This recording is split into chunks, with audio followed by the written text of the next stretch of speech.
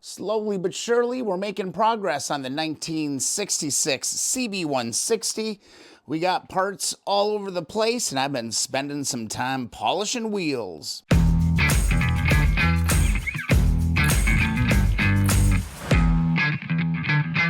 A new month is on us. Time for another shorts update. Been doing a lot of shorts here over the last month or so and getting into some nuanced things. Just a quick update. I got a ton of parts right now at the sandblasting service. I'm just waiting for the phone to ring to say, hey, Brian, come pick those parts up.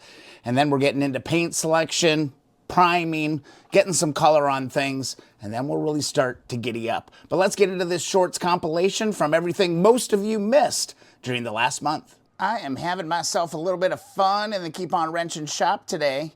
Finally getting around to some nickel plating. Got a couple parts working out here and working on a video for y'all. This is interesting. Be sure to subscribe. Let's see if we got lucky with this extra tank that I picked up. For those of you following the channel, you know we ran into a little snag with some pinholes and some leaks on the original tank. Let's turn the petcock to stop. Now let's clean up our crossover tubes so we can get some fresh hose on this so we're not leaking stuff all over the place. Let's go ahead and grab our needle nose, pull this old clamp off of here. Sometimes it is easier just to cut it. Cut this stuff off with my super sharp, actually super dull razor blade. Oh my God. And that ended up being about 10 times harder than it needed to be. Ah, screw it. Let's just burn this one off. Let's see if we can get a little dental pick action going here. There we go. Go away. Oh my God, how long's this tube been on here? 50 years or something? All right, let's go ahead and attach a little crossover tube. There we go, just like that. And just like that. Now let's move our little clamps into position. Slide these back, make sure we got a good seal on both of these. All right, let's grab our torch. We'll take the cap off and let's get some light inside of this thing. Let's see if we can see any holes popping through here. Really curious about this bottom edge. You can turn the lights off too if you want to make it a little bit easier, but it's usually pretty easy to spot. I was kind of worried about this area. Not seeing any light there. I think it's looking pretty good. Let's get these little knee pads off of here. I'm just going to use a little bit of WD-40 around the edges. Now, this old heat can be a little bit brittle at times, so I would go get yourself a heat gun on low heat, and let's just gently start heating this rubber up. Let's not go crazy now. We don't want to melt anything. You know, you're getting kind of warm enough when you can just kind of use your finger and pull that rubber back just a little bit. All right, let's see if we can get this thing started. Grab a corner and gently kind of rock this back and out. Right here, you can see there's little notches all the way around that you need to work out. So it's best to pull straight and out. These things are kind of hard to find, so you want to be gentle. If things start fighting you a little bit, if things start getting hard, go back to the heat gun. Slow and steady. Eventually, you're going to get yourself in a position where that cover comes right off. From here, grab your JIS screwdriver and remove your badge, or whatever is left of your badge, to reveal this nut. Any guesses as to what size that is? 10 millimeter. And from there, this cover is gonna slide straight forward. Ideally, come on, buddy. And just like that, this is ready to be filled and tested. Be sure to subscribe, check out part 2. And while I'm waiting to see if the tank has leaks, I'm gonna go ahead and get my tire irons out and get these tires off these rims. First step, go ahead and grab your tire tool and let's remove the core from the valve stem. Once you get it loose, it's probably gonna wanna pop out, but this thing's gonna pull out just like that. It's a long little bugger in there. Next up, go grab yourself a 12 millimeter wrench and remove the nut that's holding the valve in position. Now you're ready to grab your tire irons. Notice how they got little edges on them that are bent. What we're going to do is we're going to take flat tip down right here, and we are going to insert this into the rim, and we are going to lift up until you get the lip of that tire just over the rim. A little better look at it. You grab it, you pull it, and then what you're going to do is you're going to grab just a little bit down, maybe 5-6 inches, pull this one, and pull this one, and then pull your first one out. Rotate your tire a little bit, go another 5-6 inches, insert. Might take a little bit of muscle to get around it. If you're having trouble, go ahead and kind of not get so greedy with what you're looking for. Kind of looking for another sweet spot where you can snake this tool in.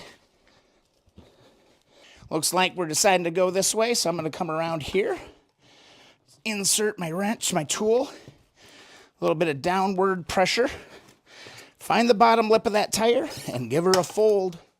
Grab the tool, stick it in there. Push it out. Grab your back one. Now we're moving. We're moving real quick now. I think one more, and we'll have this tire off. Oops. Dropping stuff all over the place. Boom. At this point, go and find your valve. Here's your valve stem right here.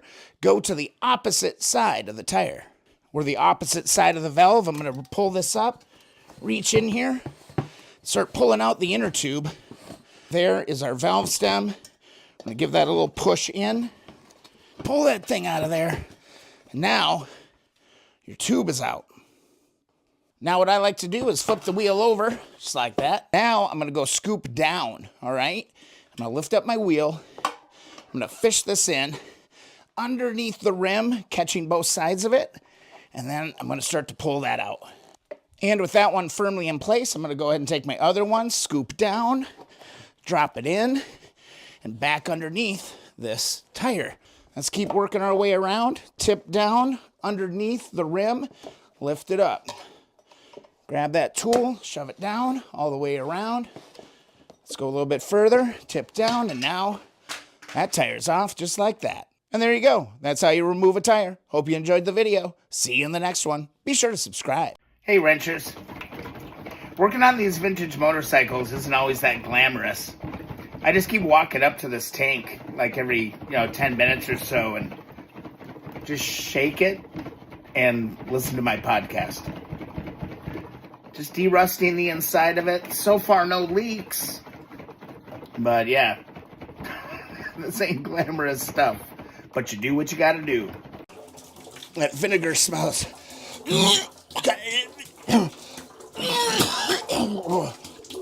All right, moment of truth. Let's see if we've got ourselves a solid tank. In previous videos, we stripped down this tank and filled it with white vinegar. It has now been 36 hours.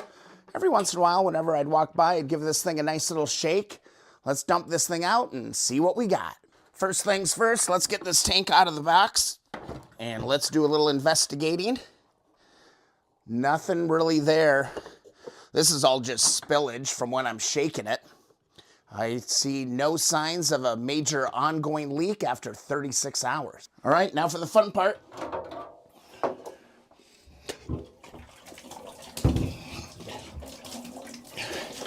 We got some bits.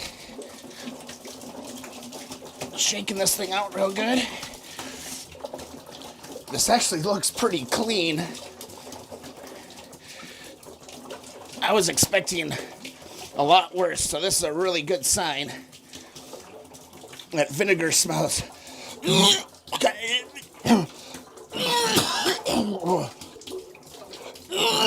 That vinegar smell. Just gotta power through.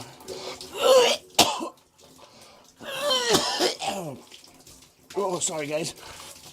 Ooh. Let's go ahead and give this thing a nice cold water rinse. All right, let's dump it out again. Man, it's pretty clean, man. I'm not seeing a lot of chunks or anything in the water there. One thing you gotta do is you gotta neutralize the acid in the vinegar. So I'm gonna add a little bit of baking soda and water and rinse the tank out again really, really well. I'm never really quite sure how much to put in, but I'm gonna put about this much into the tank. Now we can go ahead and fill up the tank again. You can see here I'm still getting some particles, so I'm just gonna keep rinsing and repeating what I just did. All right, we got this thing back on the bench. Time to dry it off a little bit. To prevent flash rusting, I'm gonna mist or fog the inside with WD-40. WD-40 is really good for this because the WD in WD-40 stands for water displacement. I went ahead and got the scope out just to see how the surfaces look. And really 95% of it is great. There's some residual rust. I might have to do a round 2 with the vinegar, but look at those surfaces. Those look great. Just that one trouble spot that I really saw when I got the scope out. Not bad. All in all, this all looks really solid. The vinegar did a great job of cleaning out the rust. Just a little bit left inside there. I might do a round 2, but I'm super pleased with this. So there we go. I think we got a winner. So how do we go from this to something a little more respectable like this? First thing you gotta do is clean the damn thing. Go give it a bath. Once you've got a clean surface, go and get yourself some 4.0 steel wool. Not 3.0, 2.0, 1.0, 4.0 steel wool. And some good old WD-40. You will be amazed how far a little bit of 4.0 steel wool and WD-40 can get you. Let's take a look at this little spot. It's clean. I'm gonna hit it with just a little bit of WD-40. Then I'm gonna go to my 4.0 steel wool. I'm gonna work this section just a little bit. Just a little bit. Look at this. This is like 5 seconds. That rust is gone. The 4.0 steel wool is key because it's not coarse enough to leave scratches in the chrome. WD-40 will take you a long way, but you are gonna need a little bit of polish at some point. Everybody has a different opinion, but when I'm in this stage, I always grab the Colonel Brassy. The key to making Colonel Brassy work for you is to shake it up. You may even have to get a stick in here and agitate the inside. Get yourself a microfiber towel. Get some Colonel Brassy on the rag. Now we can get to work just a little bit right where we were. It's a little bit of a coarse. It's got a little abrasiveness to it. After you've worked that section just a little bit, go to a clean area on your microfiber and give this a nice wipe. Next up, call the wizard. This stuff is like cotton candy. And I'll tell you what, it smells really, really good. And you don't need a lot of it. Just a little pinch will do you. This will go a really long way. I could probably do a quarter of the wheel with just that much. Be sure to seal up the package and put it back in the box nice and tight. You don't want this stuff to dry out. Let's keep attacking our little spot, all right? You're gonna see that when you apply the wizard, things are gonna start to cloud up just a little bit. Work this stuff into the surface right like that. Let that sit for a couple of minutes and then go grab your microfiber again. And all we're gonna do is give it a little wipe. Here's that edge we were working. We got a full reflection going on right there. It'll take a little bit of effort, but it can literally be done on the cheap, and the results are gonna be incredible. If you enjoy the video, be sure to hit that like button. It really helps me out. Each of those products are available in my Amazon store. Check it out and support Keep On Wrenching. Go get after it, wrenchers. I believe in you. So there you go. You're up to date with everything that's been happening in the Keep On Wrenching shop. Honestly, I'm doing a lot of polishing, a lot of cleaning of parts, kind of boring stuff, but really kind of meditative stuff, kind of fun. If you enjoyed the video, be sure to hit that thumbs up. It does help the channel. Be sure to subscribe and go get yourself a free sticker at keeponwrenching.com. We'll see you in the next video or live stream.